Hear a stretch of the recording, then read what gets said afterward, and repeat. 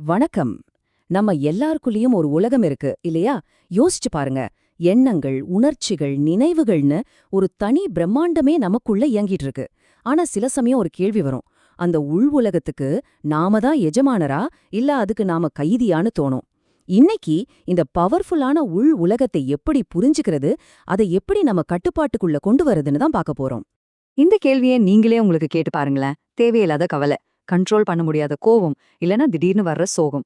இந்த மாதிரி நேரத்துல நம்ம மனசோட கண்ட்ரோல் நம்ம கையை விட்டு போயிடுச்சுன்னு தோணும். நம்ம மனசே நமக்கு எதிரா வேலை செய்யற மாதிரி ஒரு ஃபீலிங். ஆனா இன்னைக்கு நாம பார்க்க போற இந்த விஷயம் இந்த நிலையை மாத்துறதுக்கு ஒரு வழியை நமக்கு காட்டப் போகுது. நம்மளோட இன்னிய வழிகாட்டு எது தெரியுமா? ஸ்ரீமத் சுவாமி சித்பாவனந்தரோட தினசரி தெய்வீக திரட்டுங்கிற புத்தகத்துல இருந்து எடுத்த இந்த ஒரு பக்கம்தான். இதுல அடங்கி இருக்கிற ஆழமான ஞானத்தை தான் நம்ம இப்போ விரிவா அலச போறோம். சரி, வாங்க விஷயத்துக்குள்ள போலாம். முதல்ல இந்த உணர்ச்சிகள், இந்த ஃபீலிங்ஸ்லாம் எங்கிருந்து வருதுன்னு புரிஞ்சுக்கணும். இந்த நூல் அத மன உரை அப்படின்னு ஒரு அற்புதமான கான்செப்ட் மூலமா நமக்கு விளக்குது. வாங்க மனசோட இந்த ஸ்பெஷலான உலகத்துக்குள்ள போய் என்ன இருக்குன்னு பாப்போம்.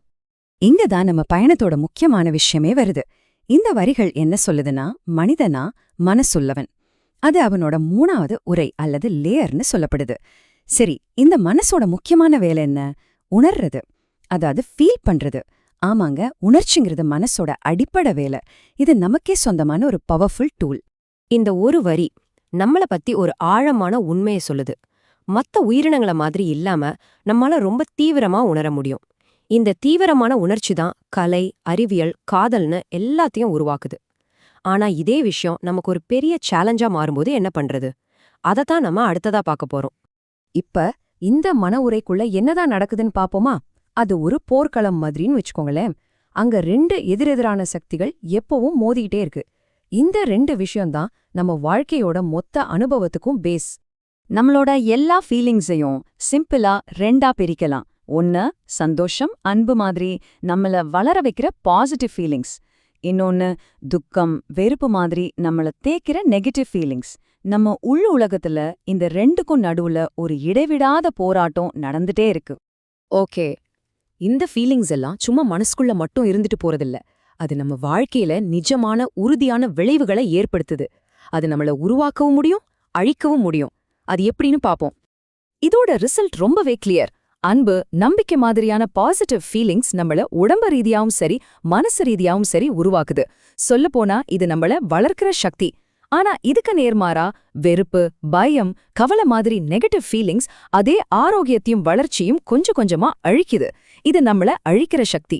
கடைசியா இதோட இம்பாக்ட் எங்க தெரியுமா தெரியுது? நம்ம வாழ்க்கையில, நம்ம கெரியர்ல. இந்த ஒரு வரி அதை ரொம்ப தெளிவா சொல்லுது.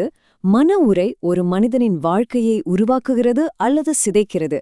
நம்மளோட வெற்றி, தோல்வி, வளர்ச்சி எல்லாத்தோட டைரக்ஷனையும் முடிவு பண்ற சக்தி இந்த மன உரைக்கு இருக்கு. அப்போ இதுக்கு என்னதான் தீர்வு? இந்த ஃபீலிங்ஸோட விளையாட்டுக்கு நாம எப்படி அடிமையா இருக்கணுமா? நிச்சயமா இல்ல. இந்த நூல் நமக்கு ஒரு சூப்பரான இலக்க காட்டுது. அதுதான் சுய ஆளுமை. அதாவது நம்ம மனசு மேல நாம ஆளுமை செலுத்துறது. கடைசியா புத்தரோட இந்த பவர்ஃபுல்லான வார்த்தைகளோட இந்த கருத்து முடியுது. மனசை யாரு ஆள்றாங்களோ அவங்க அவங்களுக்குள்ளே ஒரு ராஜா மாதிரி.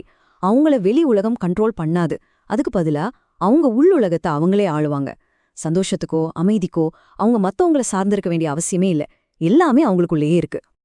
இந்த ஆய்வு நம்ம முன்னாடி ஒரு கேள்விய வைக்குது. நாம நம்ம ஃபீலிங்ஸோட அடிமையா இல்ல நம்ம மனசோட ராஜாவா? நம்ம உள்ளுலகத்தை நம்ம ஆள்றோமா இல்ல அது நம்மள ஆளுதா? இந்த கேள்விய பத்தி யோசிக்க ஆரம்பிக்கிறது தான் அந்த சுய ஆளுமைய நோக்கிய முதல் படி.